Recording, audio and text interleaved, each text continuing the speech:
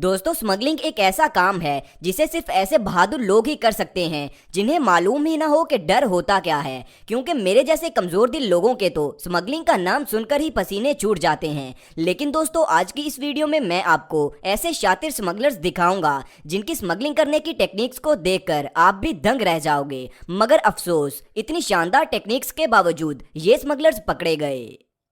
Number 1, baby smuggling.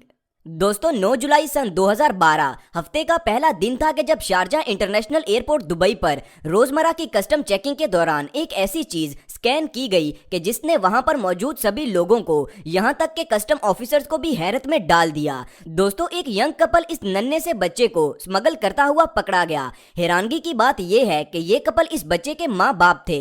इनसे जब इनके इस घटिया जुर्म की वजह पूछी गई तो इन्होंने बताया कि बच्चे का वीजा ना होने की वजह से हमने ऐसा किया। जो भी हो दोस्तों, ये हरकत इस कपल की बहुत बड़ी बेवकूफी थी, जिसकी वजह से इस नन्ही सी जान को नुकसान भी हो सकता था। इसीलिए इस कपल को फौरन से अरेस्ट कर लिया गया।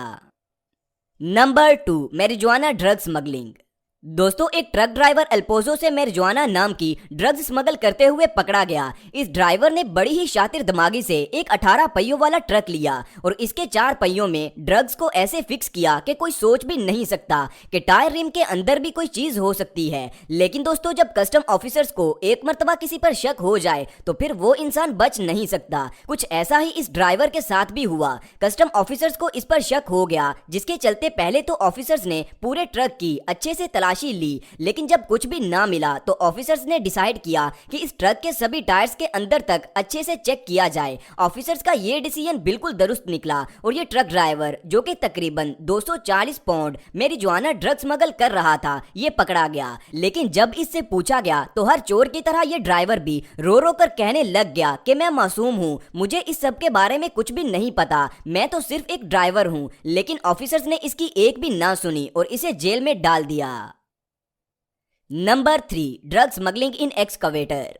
दोस्तों, स्मगलिंग के लिए लोग ऐसे ऐसे आइडियाज लेकर आते हैं जिसके बारे में हम सोच भी नहीं सकते। जैसा कि इन शातिर स्मगलर्स का आइडिया ही देखें, जिन्होंने तकरीबन 300 किलोग्राम कोकेन एक्सकवेटर में छुपा दी और फिर इस एक्सकवेटर को एक्सपोर्ट करने के बहाने से इस 300 किलोग्राम कोकेन को स्मगल करना चाहा। लेकिन कस्टम चेकिंग के दौरान इनका पोल खुल गया और ये पकड़े गए। ये कोकेन तकरीबन $140 मिलियन की थी, जिसके पकड़े जाने के बाद इन स्मगलर्स को भारी नुकसान तो हुआ ही, इसी के साथ साथ इन्हें एक लंबे अरसे तक जेल की हवा भी खानी पड़ी। वैसे ये आइडिया सच में माइंड ब्लोइंग था कि एक्सकवेटर एक्सपोर्ट करने के बहाने 300 किलोग्राम कोकेन की स्मगलिंग। Number 4, gold smuggling. दोस्तों, गोल्ड स्मगलिंग में इंडियन लोगों का बहुत ही ज्यादा नाम है, क्योंकि बेल्ट में गोल्ड स्मगल करते हुए या फिर जूतों के अंदर गोल्ड स्मगल करते हुए इंडियन लोगों को कई मर्तबा पकड़ा जा चुका है। लेकिन ये लड़का एक ऐसी टेक्निक के साथ गोल्ड स्मगल करते हुए पकड़ा गया कि जिसे देखकर सभी दंग रह गए। इस लड़के ने पहले तो अपने सर के सेंटर से बाल मुंडवाए और फिर इसके अंदर 1 किलो गोल्ड रखकर ऊपर से नकली बाल यानी विग पहन ली। लेकिन शारजा इंटरनेशनल एयरपोर्ट दुबई के कस्टम ऑफिसर्स की नजरों से आज तक कोई भी नहीं बच सका, तो बस ये लड़का भी अपनी शातिर दिमागी के बावजूद पकड़ा गया। Number 5, heroine smuggling. दोस्तों, स्मगलिंग करने में पाकिस्तानी भी किसी से कम नहीं। जैसा कि इस पाकिस्तानी को ही देख लें, जो कि अपने 5 बड़े बैग्स के अंदर 24 किलो हीरोइन छुपाकर कराची एयरपोर्ट पाकिस्तान से निकलने में तो कामयाब हो गया, लेकिन दुबई इंटरनेशनल एयरपोर्ट पर पकड़ा गया। दुबई कस्टम ऑफिसर्स को इस आदमी का सामान स्कैन करते हुए इस पर शक हो गया। ऑफिसर्स ने इस आदमी से पूछा कि अगर तुम्हारे सामान में कोई इलीगल चीज मौजूद है तो हमें खुद ही बता दो। इस पर इस आदमी ने कहा कि नहीं, मेरे पास तो कोई इलीगल चीज नहीं है। इसके बाद ऑफिसर्स ने इस आदमी के सामान की अच्छे से तलाशी लेना शुरू कर दी और जब कुछ भी ना मिला तो ऑफिसर्स ने इन बैग को उखाड़ना शुरू कर दिया, जिनमें से ऑफिसर्स को 24 किलो हीरोइन मिली, जो कि सच में ड्रग्स की बहुत ही ज्यादा मिकदार थी।